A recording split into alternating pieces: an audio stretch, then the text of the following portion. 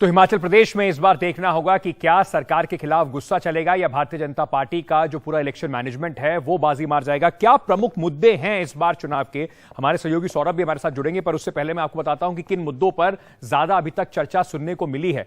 हिमाचल प्रदेश चुनाव में सबसे बड़ा मुद्दा जो अब तक सामने आया है, बेरोजगारी युवाओं को बहुत सता रही है, वो एक बहुत बड़ा मुद्दा है। उसके साथ साथ अगर आप बात करें तो पुरानी पेंशन योजना जो है वो बीजेपी के लिए एक बहुत बड़ी परेशानी के तौर पर सामने खड़ी हो गई है। अग्निपथ स्कीम को लेकर भी सौरभ ने रिपोर्ट भी की थी कि इस तरीके से युवा वहां पर नाराज हैं। सेब किसानों का जो प्रदर्शन रहा है, उनकी परेशानियां भी बहुत बड़ी दिक्कत है बीजेपी के लिए। खराब सड़कें और बुनियादी सुविधाएं जो हैं वो हिमाचल प्रदेश में, अगर आप हर बार ही चुनाव का देखेंगे तो हर बार इस तरह के मुद्दे जरूर उठते हैं।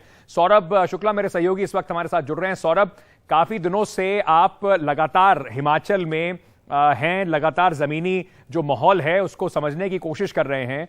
आज रैली खत्म हो गई, जनता के मन में कौन से प्रमुख मुद्दे हैं जिन पे वो वोट करने वाले हैं? देखिए, हिमाचल की जनता पढ़ी लिखी जनता है। यहाँ पर जो मुसलमान हैं वो 2.20% हैं।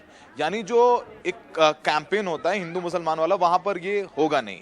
बीजेपी ने जब अपना मैनिफेस्टो दिया तो जेपी नड्डा ने पहली बात बोली कि हम अगर सत्ता में वापस आए तो यूनिफॉर्म सिविल कोड लेकर के आएंगे। हमने यहाँ के लोगों से बात की तो लोगों को पता ही नहीं है कि यूनिफॉर्म सिविल कोड आखिरकार है क्या, तो वो होगा नहीं। तो बीजेपी के सामने सबसे बड़ी चुनौती है, जैसा हम रिपोर्ट भी करते आए हैं, कि बागी, क्योंकि यहाँ पर बहुत कैंडिडेट बेस्ड चुनाव है। छोटी कॉन्स्टिट्यूएंसीज हैं, 50-60 हज़ार पोलिंग होती है और उसमें जो नेता होते हैं वहाँ के लोकल, उनका कनेक्ट होता है मैन टू मैन। ऐसे में जो 21 बागी नेता हैं बीजेपी के, वो बीजेपी के लिए सबसे बड़ी चुनौती है। और हमने रिपोर्ट भी किया है किस तरीके से ज्यादातर जो है वो बीजेपी के राष्ट्रीय अध्यक्ष जेपी नड्डा से नाराज हैं। यहाँ पर प्रेम कुमार धूमल अब तक बीजेपी का चेहरे रहते थे। पिछली बार वो चुनाव हार गए, इस बार बीजेपी ने टिकट नहीं दिया। भले ही वो ये कह रहे हैं कि हम लड़ना नहीं चाहते थे, लेकिन धूमल साहब के ना होने से एक बहुत बड़ा वैक्यूम है।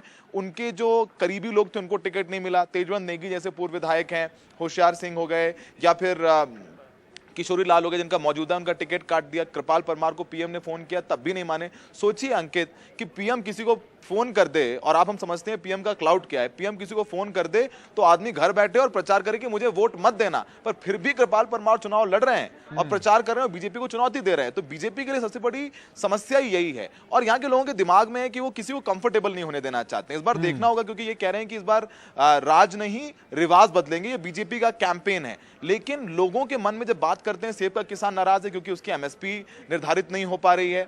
यहाँ के जो लोग हैं, सबसे जो कर्मचारी हैं राज्य सरकार के, वो तय करते हैं यहाँ सरकार, तो उनके लिए पुरानी पेंशन योजना एक बड़ी चीज है। कांग्रेस के सामने सबसे बड़ी चुनौती ये है अंकित, क्योंकि हम बीजेपी की तो बात करते हैं पर कांग्रेस के सामने भी चुनौतियां हैं। उनके पास कोई फेस नहीं है। वीरभद्र की मौत के बाद कोई एक चेहरा सामने निकल करके नहीं आया बहुत ज्यादा पॉपुलर हो। यहाँ पर भी बहुत सारे सेक्शंस हैं। मुकेश अग्निहोत्री का अपना सेक्शन है, बिल्कुल सुक्खू का अपना है, प्रतिभा सिंह है, आशा कुमारी है। तो यहाँ पर लेकिन हाँ, बीजेपी का रेबल फैक्टर और यहाँ के लोगों की मानसिकता की एक बार सबको मौका देना है तो थोड़ा फेवर में लगता है। लेकिन पीएम मोदी विराट कोहली की तरह आते हैं तो उनका भी इफेक्ट है। पीएम मोदी का अपना पर्सनल कनेक्ट है यहाँ लोगों के साथ। वो दुकानों के नाम लेते हैं कि मैं यहाँ चाय पीता था, यहाँ खाना खाता था, और पीएम का, मोदी का फेस सबसे ज्यादा महत्वपूर्ण रहेगा। मोदी फैक्टर जो है, जब से लगातार 2014 से देख रहे हैं, हर चुनाव में हर मुद्दे के बाद एक मोदी फैक्टर जरूर कई राज्यों में दिखाई पड़ता है। वो एक इंपॉर्टेंट फैक्टर होगा। लेकिन सौरभ जिस तरीके से बता रहे थे, बहुत अहम बात है कि कांग्रेस के लिए जो उनकी आपस में सिर फटोवल है, यानी कि आपस में इकट्ठे होकर चुनाव क्या वो लड़ पाएंगे,